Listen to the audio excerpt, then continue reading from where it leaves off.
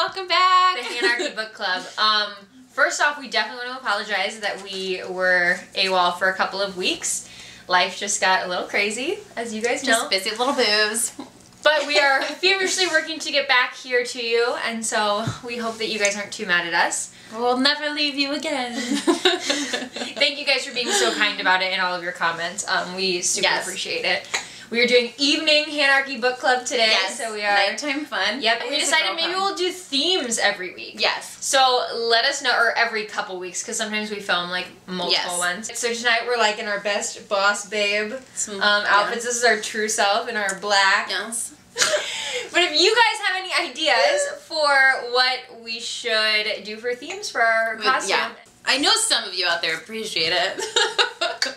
So we're jumping back in. Yes. With EDDARD's chapter. And this is on page, I mean, I feel like most of the books are the same because ours are the same. Yeah, and we've had a lot of like, how can you name the chapters like this or like this? Because it's kind of hard because the chapters aren't numbered. I've been numbering them by the audiobook, but the audiobook counts the preface as a chapter, but I was just trying to go by that because some people go by the audiobook. But then also somebody else said that there's some list where it's like EDDARD 4, EDDARD 10, so maybe I can find that. Oh yeah, that's a good, yeah, that would be good. But just so you know, the chapter number on here is by the audiobook chapter number, and we'll try to maybe give you a page reference. Right now it's pretty easy because we're only 15 chapters in. Yeah. But I know as we get deeper in, it's going to be more complicated to find where we are, so we'll try to give you a page reference and the name of the chapter and a chapter number-ish so that you guys can follow along. Yes. And hopefully that helps. We will do that. So we left off on Sansa's chapter where Nymeria had just run away, right, and bit Joffrey, and that whole thing went down.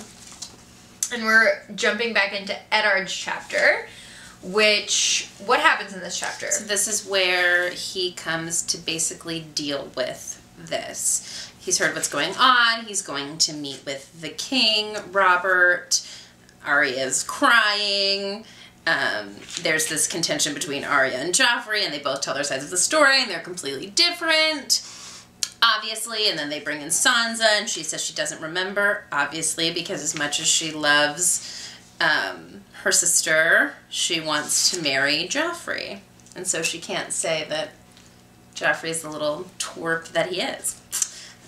So it's just a really sad scene. It is. I wrote like a note that this is kind of our first interaction with Cersei being awful. Yes. And pretty blatantly. Yeah. Like, you start to see her character, you start to see, you are a nasty woman, like there is something not right here. Right. Like obviously we saw there was something wrong. On children? Yeah. Like, okay. Like I get it if you hate Ned, but like what did this little Arya child ever do to you? Like she's a kid. What is wrong with you? Yeah. It's ridiculous. I wrote down the line, and I'm not. There's a couple things when I first went through it that I wrote down that I don't really remember why. Oh, really? Yeah, like I put like a tab in here that says "Taking Lady North," and I have no idea what that means. I don't know what that means either. But there you go. If that means, if it has anything to do with Ned, killing Lady. Because Robert won't do it, and he would rather be the one to do it than someone else. Most of my notes in this are, I made a note about Renly, because at this point in the book, I'm really into Renly. You love you some Renly. I love me some Renly, and I love when he says this quote, "My brother is too kind. I can find the door myself." He bowed to Joffrey. "Perchance later you'll tell me how a 9-year-old girl the size of a wet rat managed to disarm you with a broom handle and throw your sword in the river." And then it like talks about him like laughing through his like laugh echoing through the halls, and I just love that image so much. And he's like the only one that gets away with that kind of stuff. I know, he just does such shit like that, and then walks out. I love it so much. I thought that moment was beautiful. And then yeah, just I also liked this quote in the book too about, you know, Ned deciding to kill Lady, where he said, "Jory, take the girls back to their rooms and bring me ice." The word tasted of bile in his throat, but he forced them out. "If it must be done, I will do it." Just so sad. Yeah. This whole scene is, it's so sad. In the beginning of the unraveling between Arya and Sansa and all of that drama. But it's just, you know, another good chapter for Ned that shows he's just a really good dad, and is just doing his best. And it's cool to see his perspective of this scene. Yeah, I agree. In the book, as opposed to seeing it in the show, getting to feel like what he feels during this whole interaction. I agree. Because in so many ways, this is the most... This scene is the most difficult for his character. Because it's his daughters and... How does he can't possibly protect both of them in this situation. How awful must that be? Yeah, like the most difficult thing is, as a parent, I can only imagine. So, yeah, this chapter's a sad one. It is. And just like, the injustice with the kids. Oh, it's just so unfair. I don't know. It just makes me angry. But anyway, and then obviously Robert just not wanting to give any effort toward anything. Right. And once again, like, choosing what's easy, which is making Cersei happy. Exactly. It's easiest. Exactly. Even though he hates Cersei, but it's not worth the fight. Yeah. At all. He's given up at this point. Exactly. Like, he's done. Worthless. Yeah, he's done so. And that's sad. Yeah, it is really sad. Based on how we've heard more about his relationship with Ned, and what it used to be, and the kind of not king, but the kind of warrior that Robert used to be, to see him regarded as this, like not having any spine, or like even if he had still made that choice in the end, the way that he goes about it, it's just well, because it's everything. He just literally does it because he's lazy, and it's super obvious, and it is sad because Ned used to have all the respect in the world for him. So no, that's true. That's super sad. All right, Bran's chapter. Gross Head chapter. Ah, Bran's chapter. This is a whole chapter is the dream, correct? Yes. So it's him and his having this dream of falling. Yes. And speaking to the super short scene. I mean, chapter. Yeah. But so many things happening. Yeah. And such really beautifully written. Oh God, yes. So he's with the Raven. Yep, and like we see Hodor in this scene. Yes. And it's just so symbolic. It's just it's so more symbolic than anything that we had seen in the show up until this point. Where he's talking, quote unquote, back and forth to the Raven. I can't fly. I can't. How do you know? Have you tried? You have wings. Bran pointed out. Maybe you do too. The Raven says to him. Yeah. There are different, or the Crow.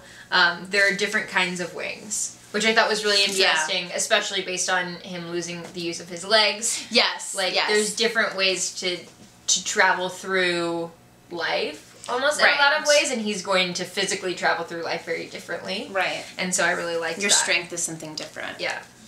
Something else will get you to fly, not your legs. Right. Which is so important to, like, what Bran was wanting to be at the beginning of the book, where, what was it that he wanted to be? A soldier? A barrister? Yeah. Was that it? A barrister? Yeah. But based on like what he had even though he's a little kid, what he was dreaming of wanting to be, he can't do any of that without legs. So it is kind of like, it's almost like there's different ways to go about this inspirational dream. Yeah. His destiny, like a dream of destiny. And it says every flight begins with a fall. Which is so valid for so many characters. In the book. Absolutely. And then he sees again one of my favorite lines from the beginning of the book, when Ned tells him, when he asks, can a man still be brave if he's afraid? And Ned replying to him, that's the only time he can be brave, which is still one of my favorite lines. And so I love that he sees that, and he sees his father in that moment. Sticks with him. Yeah. And there's a couple things that I highlighted before that moment. This whole him seeing his family, right? So he saw his father pleading with the king, his face etched with grief. He saw Sansa crying to herself to sleep at night, and he saw Arya watching in silence and hold her secrets hard in her heart. There were shadows all around them. One shadow was dark as ash, with the terrible face of a hound. Another was armored like the sun, golden and beautiful. I'm guessing that's Jaime. Over them, both loomed a giant in armor made of stone, but when he opened his visor, there was nothing inside but darkness and thick black blood. I just loved the way that he described those other characters that we know about from reading the book thus far, but Bran hasn't been over there. Right. And it's really interesting that that's what he sees. Yeah. He's already peeking into something that he could have no this foreshadowing of like, you know, these people, these characters that are going to continue to be important parts of the story. and are seemingly villains. I mean, especially talking about the Hound and Jamie. I don't know if the book's going to unfold the way that the show does, but they are such seemingly villains at the beginning, and then later on, not so much. Right. So I thought that was interesting.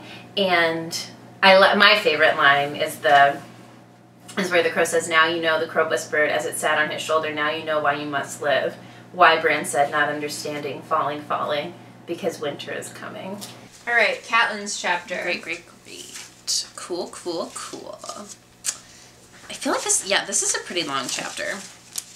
I'm going through it. Yeah. So let's just go piece by piece, I guess, until you have your first note. So this is overview of the chapter. This is when she is traveling to King's Landing and gets to King's Landing. Yes. Yeah. Yes. And then she gets summoned by, well, before that, then, yes, she's traveling to King's Landing with Sir Roderick.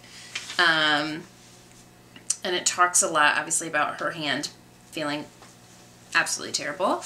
And she shares with Sir Roderick kind of her history with Lord Baelish. Yeah, which I think is super interesting. Oh, yes, same. Patar is how they say it in the audiobooks. Oh, really? Yeah, Patar? Patar Baelish. Oh, interesting. And I think it's interesting to see how she feels about it at this point, like not having seen him in a long time, because she says, I knew he would rise high, he was always clever even as a boy, but it was one thing to be clever and another to be wise. I wonder what the years have done to him. And man, does she not know what the years have done to him. I know, and that's a really good point. I didn't even put the two together until you brought that up, but it is so interesting that she says this, and then she truly blindly trusts him pretty easily. Like, her skepticism is really short-lived until she's like, yeah, whatever he says. And that's so weird that she even went into it knowing that. Oh, bless her heart. She's not making the right decisions. Yeah, it's, for someone who doesn't trust a lot of people, it's interesting to have her feel that way and to know that there's still some, she hasn't seen him, so definitely some, loving emotions come back up for that childhood. Right. But still to then go and trust him. Yeah, it's so weird. And then I made note, too, just to remember, because I wasn't sure if it would become important later on, that the Red Keep, where she ends up staying, meeting up with Littlefoot and all those things. Littlefinger, frick. Wow. Oh, my gosh. Littlefinger, oh, my gosh. Anyway, so we're talking about the Red Keep and how Aegon built the Red Keep. So Aegon built the Red Keep, and then his brother furnished it, and then killed everyone involved that created and made the Red Keep. So that's really interesting. There must be a lot of things hidden in there that people don't know about. I thought that was super interesting, and I didn't know that before. And maybe it was something that wasn't mentioned in the show at all, but I thought that was super duper interesting. Yeah. All the secrets in King's Landing. Yeah. What else? I didn't mark anything again until the end of the chapter. Okay, what'd you mark? Where she's gotten to them, like she's having a conversation with Patar and the eunuch. Yes. And she says, CATELYN stared at the eunuch in stunned disbelief. He was a spider, she thought wildly, an enchanter or worse. And I just thought that was interesting, the way that she, immediately sees him and the way she describes him. Right. Like, it's so interesting how people are so quick to mistrust Varys over Littlefinger. Right. I feel like that happens a lot in the book. I mean, not necessarily for Ned. I think Ned, he doesn't he distrusts Varys at the beginning, but then is proven wrong, basically. But I do think it's so interesting. Maybe it's like his look and his smell, because they talk a lot about the way that he smells, and he does really seem to look out of place in comparison to everyone else. Right. So maybe that is kind of why people don't trust him. It must be his person, and it must be just the way he carries himself. Obviously he knows things he shouldn't, but even then. Yeah. Really interesting. And it is so interesting at this point, him and Littlefinger working together, and I wonder what each of them is trying to get out of this, and how each of them is trying to use each other during this particular interaction. And this is then when we find out Patar says that it was his dagger. Yeah. And then he says that he lost it to Tyrion. And that's how the chapter ends. Right. And I did highlight one thing that Littlefinger said to CATELYN. Just, I feel like it really shows off his manipulative nature. It's on page 173 when she was talking about, you know, why else would I be in King's Landing? I need to see my family, yada, yada, yada. And he goes, oh, very good, my lady, but please don't expect me to believe that I know you too well. What were the Tully words again? So he, like, knows her so well that he can use it against her. And he's I feel also like kind of being sassy for somebody who hasn't seen her. But that's what he does. And that's what he does to Ned, too. It's like he gets to know people so well so that he can use what he knows about them against them. Yeah, it's kind of, I don't know, it's kind of... Master manipulator. Yeah. But yeah, and that is sketchy. And yes, it's so curious too, like, why do they blame Tyrion for this? Well, because Peter wanted it that way. I know, but like, why him? I don't know. I'm just curious as to... Well, I think there's a lot of people in the storyline in general that have it out for Tyrion in many different ways, and he's an easy target in a lot of ways. He's a Lannister. But he's also like a Lannister on the outskirts, so I think he's an easy target for something like that. Yeah, you're probably right. Because he knows it had to do with the Lannisters, but not that particular Lannister. Yeah. I just think it's interesting, and I wonder if him and Varys decided together to pin it on Tyrion. I don't know. I wonder, maybe because we get more of their backstory, we will hear that.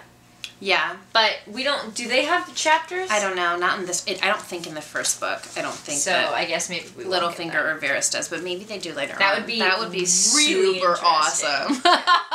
I would love a Littlefinger chapter. Ooh, that would be juicy juice. So good. Chapters. Cool. All right.